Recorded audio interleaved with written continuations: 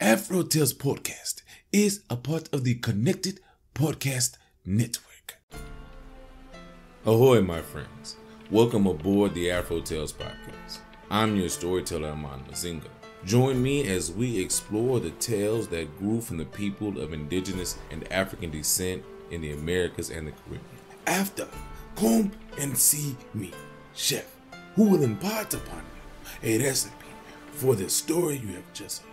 So with no further ado, let us set sail on this new age of exploration. How the Snake Got Its Rattle. When the Lord made the snake, he made him with all the pretty colors you could think of, reds and browns and oranges. And the Lord put the snake down here to decorate the ground and the bushes, to add a little color to everything. Well, the snake didn't mind ornamenting the earth, but he wondered if the Lord knew what a hard life he had to lead. And it was hard. Wasn't no doubt about that. He didn't have wings like the birds so he could fly. He didn't have fins so he could go for a swim in the river. He didn't have feet so he could run fast. All he could do was crawl in the dust. He didn't even mind that so much, but he couldn't figure out why the Lord had given him such poor eyesight. Man, the snake was so blind he couldn't even see a flashlight if it was shining right in his eyes. He was so blind he couldn't see his hands in front of his face if he had hands to put in front of his face. His eyesight was so bad that he had to smell his way around. And to tell you the truth, his nose was none too good either. Now, you can imagine what it must have been like when the snake had to go to the store or down to the laundromat, crawling around in the dust like that, and being half blind, he was always getting stepped on. He couldn't see anybody coming, and since he was down on the ground, nobody could see him. The other animals didn't mean to step on him, but you know how it is sometimes. You're in a hurry trying to get somewhere, and you just ain't got time to see whether there's a blind snake with a no-smelling nose in your path.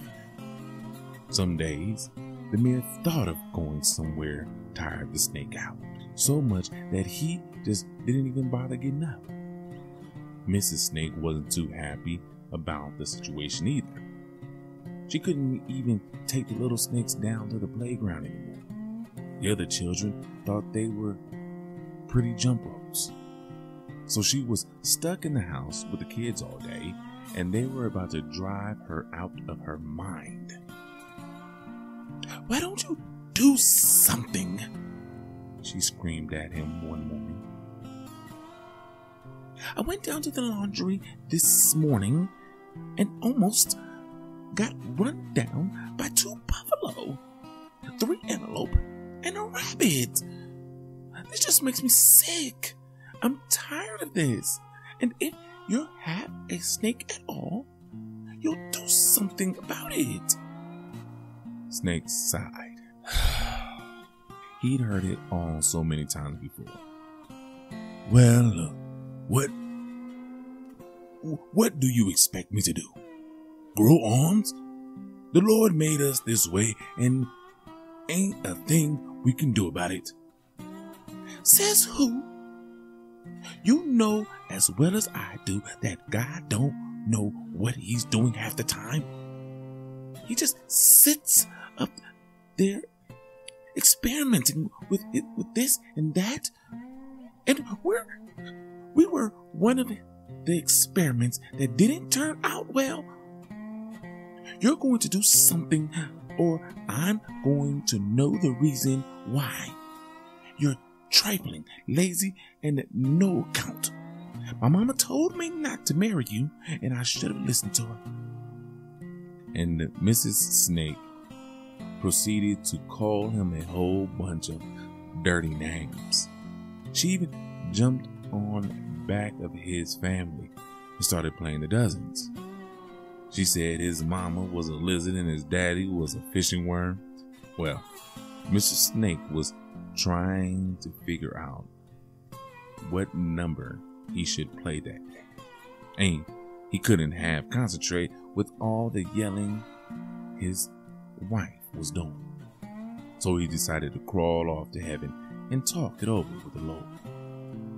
He figured that the Lord wouldn't be able to do anything, but at least he would shut his wife up if he got the word directly from God. About 2 o'clock that afternoon, the snake got up to heaven. The Lord was sitting back in his great rocking chair reading TV Guide. "Well, what's going on, Mr. Snake?" "Ain't nothing happening, Lord. Same old, you know." "Yeah, know what you mean. Pull up a chair.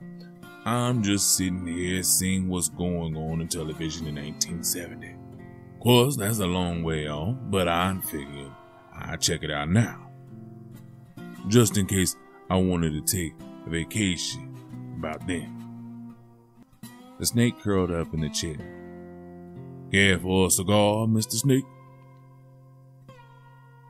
"Thank you, Lord, but don't believe I do. I've been thinking about cutting down myself. Mrs. God tells me I smoke too much. She says it's making my breath smell bad." "Is that so?" "That's what she claims, Mr. Snake. I just can't understand it. I brush after every meal." "Well, that's neither here nor there. What's on your mind? You looking mighty well." "Well, Lord, I ain't doing too well." "You don't say." "It's the truth. I hate to come up here bothering you and all, knowing how busy you are, but my wife just wouldn't let me rest until I did something." "Well, why don't you tell me about it?" "It's like this, Lord. You know my eyes are kind of bad. Seems to run in the family on both sides of the house. And me being low on the ground, like I am, I can't tell when folks are coming down the road. As a result, me and my family are always getting stepped on. And Lord, I just ache all over. And you know, I got a whole lot of muscles that can ache. The strain has made my nerves so bad that rain beating on the leaves make me jumpy."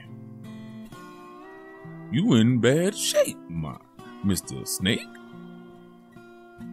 "I done tried compost and everything else you can think of for my nerves, Lord, but don't nothing help.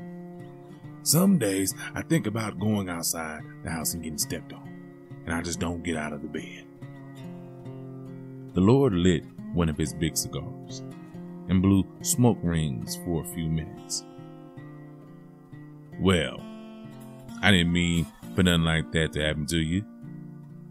He reached in his pocket and pulled out a small bottle. "Here. This is poison. You put this in your mouth and give the rest to all your kinfolks. This will be for you to protect yourself with. Anybody step on you, you can bite them and stick a little poison into them." "Thank you, Lord. I sure thank you." "Don't mention it, Mr. Snake. Glad to help out when I can. If you have any more problems, just let me know." The snake didn't waste a minute getting down the ladder and going home. When he told his wife about the poison, she was so happy she kissed him. He told her that she best be cool and went to bed. Well, a few days later, the rabbit sent word to the forest that the animals had to send their union representatives to the meeting. All the animals, that is, except the snake.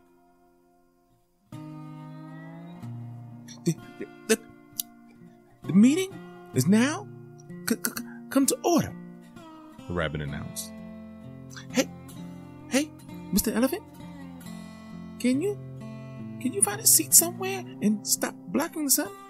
I don't know why the Lord made the dumbest thing in the forest the biggest. The elephant sat down. You still blocking the sun, Mr. Elephant? I'm sorry, Mr. Rabbit. Well, I understand it ain't all your fault, but you think you can hold your head to one side so a little light can come through. That's good.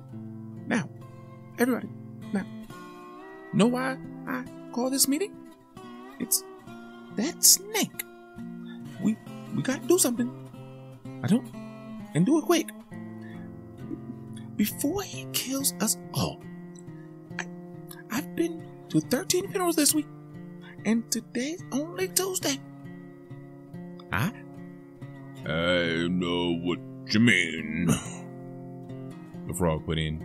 That snake's killed 3 of my uncles, 7 cousins, 2 aunts, and my brother-in-law. I have to admit, though, it's getting rid of my brother-in-law was kind of a blessing. Well, blessing or no, that snake has been a terror ever since the Lord gave him the poison. He's been biting everything that shakes the bush. He can't see, but ain't a thing wrong with his hearing. Why if he just hear a little thing, he's dead on it. And that's got to be the best aim I've ever seen, the horse added. Who are you telling? Exclaimed the rabbit. I saw a leaf shake on a bush, and I guess you know that's one dead leaf now. Snake put all sorts of poison in that leaf. Well, what are we going to do about it? The fox wanted to know. Tell him to move on over, or we'll move on over him, said the panther. Tell him the next time he lays his forked tongue on anybody, we're going to off him. And suppose he lays his forked tongue on somebody and you don't off him, said the rabbit. That's right, the owl put in. Hustlers don't call showdowns. The elephant said, we could talk to him real nice like and let him know that we don't mean no harm. And all we want is our rights. He should be able to understand that. Like I said before, how come the Lord made you so big and gave you such little brains? If your brain was magnified 100 times, it would fit in the navel of a gnat and rattle around like a baby in a cornflake box. Understand, he doesn't have to understand nothing. He don't want to. As long as he's got such power. They talked and talked and talked and talked until the rabbit got so disgusted he just took off for heaven himself. They were going to do all the talking and end up saying they should send somebody to talk to the Lord.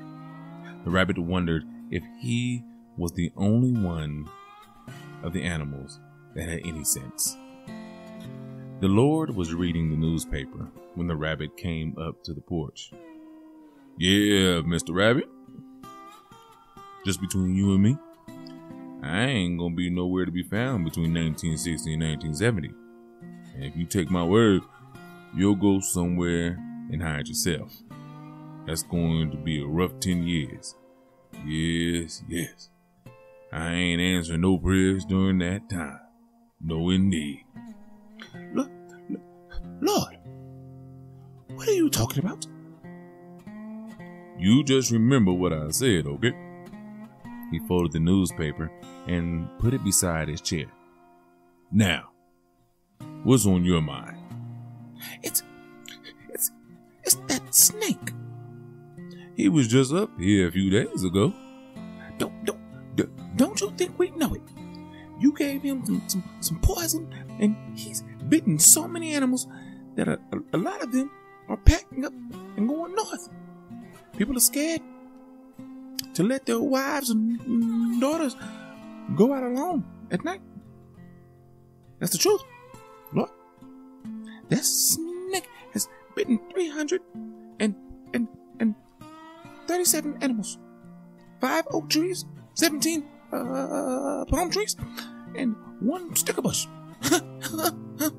You should have seen him bite into that sticker bush. His wife was pulling stickers out of his lips for 2 hours. Served him right. The low down. I get your point. You go back down and tell Mr. Snake to get himself up here in a hurry. Well, it's kind of dangerous to get too close to him, Lord. You tell Elephant to yell the message in his general direction. Ain't a thing wrong with Mr. Snake's hearing. A few hours later, the snake was curled up in the chair next to the Lord. "Lord, I sure thank you for the poison you gave me a few days ago. I haven't gotten stepped on since." That's just what I wanted to talk to you about. What's this I hear about you using that poison for insurance instead of protection? "Well, Lord, you know my eyes ain't too good. I can't see who's my friend and who come to do me harm. So I just bite everything that come along. And that's the way I'm always on the safe side. I've been stepped on so much that I just can't take any chances." I can understand that, Mr. Snake, but now you just about terrorized everybody. "I ain't mean to, Lord. I sure didn't intend to do that." The Lord reached in his pocket. "Here, you take these rattles and put them on your tail. When you hear something, shake your tail. That'll be a warning. If it's your friend, he'll stop and pass the time of day with you. If it's your enemy, he'll just keep coming. And after that, it's you and him. You understand?" "Yes, Lord, I do. I thank you." And it was getting mighty tiresome biting everything that come along. Mighty tiresome. And that's how Snake got his rattles. By that time, though, almost everybody was so afraid of him that hardly anyone would ever come around to see him. When they did, though, he shook his tail right hard, and it rattled through the forest, letting everybody know, "This is Mr. Snake here. You can't step on me now." The end.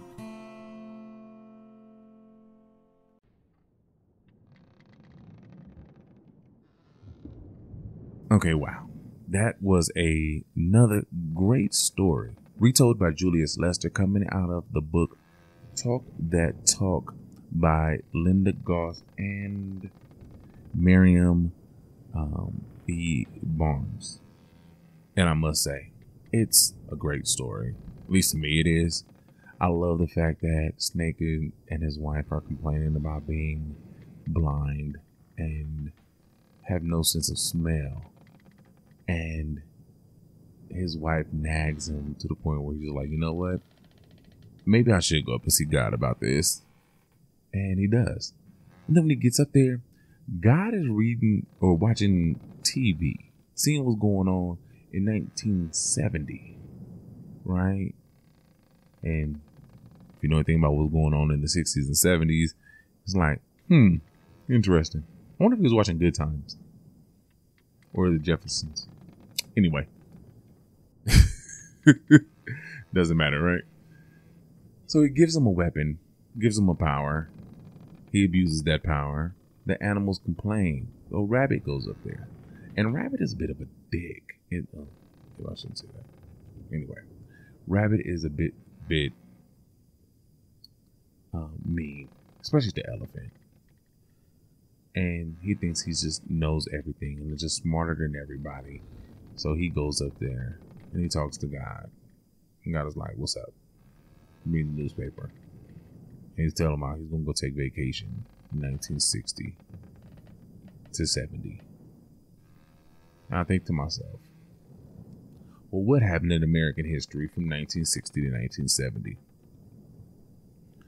Yeah, that part. Then I think to myself, well, how many other vacations has he taken over the time?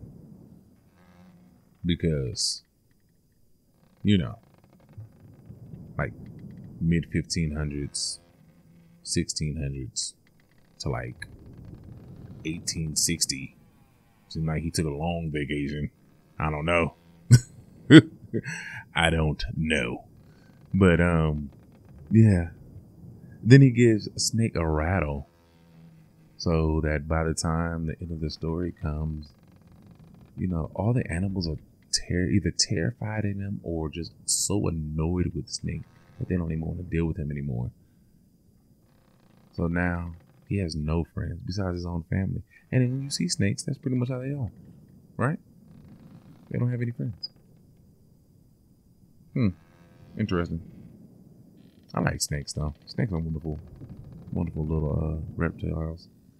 But I loved and this is just a little bit of a ramble. I don't care. I loved the wife's dig on him. Your mother's a lizard and your daddy's a worm. Ooh, for a snake that has to hurt.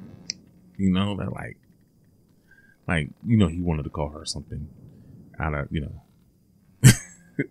He wanted to call her something mean, but she just ripped into him so well, and you gotta love that sometimes, you know, people's wit.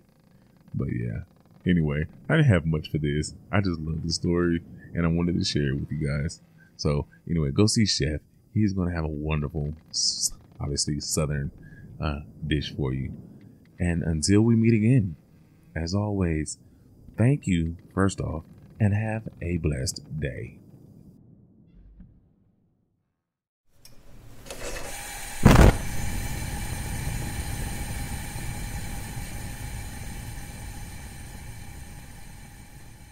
Welcome, my friends, to the Galley. I am your chef, and today we have a wonderful meal inspired by the story you have just heard. Today, we will be creating chicken pot pie. Now, what will you need for this recipe?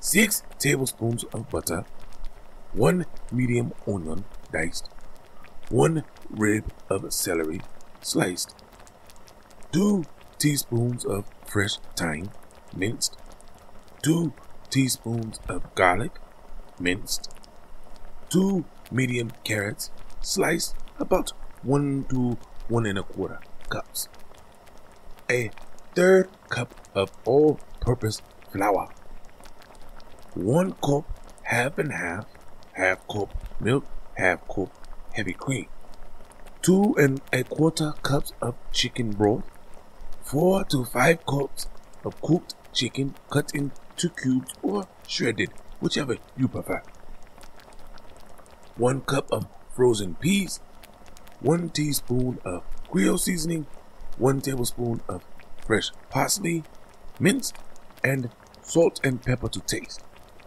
For the crust, you will need 1 package of refrigerated pie crust. For the egg wash, 1 egg and 1 to 2 tablespoons of water or milk whisked with salt and pepper to taste. Now, how do we put this together? Easy. First, we will preheat the oven to 400 degrees Fahrenheit.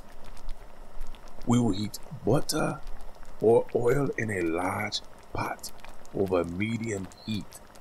Then add the onions, celery, thyme, garlic, and carrots. Cook and stir for about 6 to 7 minutes until tender. Stir in flour until it has been fully incorporated. Stirring for about a minute should do. Gradually stir in half and half and the broth. Bring to a boil, stirring constantly. Cook and stir for about 2 minutes more or until thickened and bubbles. Now, you will gradually add the cooked chicken, peas, Creole seasoning, and parsley. Remove from heat. Adjust salt, pepper, and seasoning to taste. Then, you will unroll the pie crust. Cover the bottom of the casserole and reserve the rest for the top. Place the chicken mixture into a 2-quart casserole or desired baking dish, whichever works for you. Cover with remaining pastry. Trim, seal, and flute edges. You may freeze unbaked pies at this point or cut slits on the top for the steam to escape. Brush with the egg wash mixture. Then you will bake in a preheated oven for 30 to 35 minutes or until pastry is golden brown and filling is bubbling and cooking through. And that is it, my friend. Now, go make this recipe yours. And until I have another wonderful recipe for you, remember the snake's journey. And be safe when you are around one. So, until next time, as always, enjoy.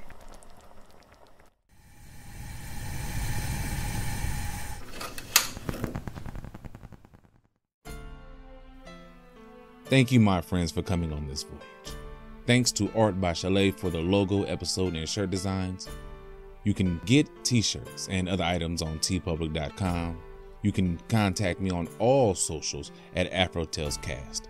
That's AfroTalesCast.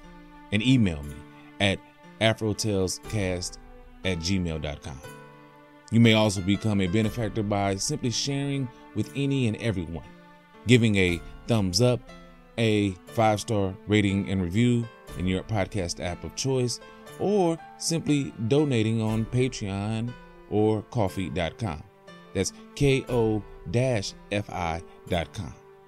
So until we meet again, may your winds be fair and your seas follow.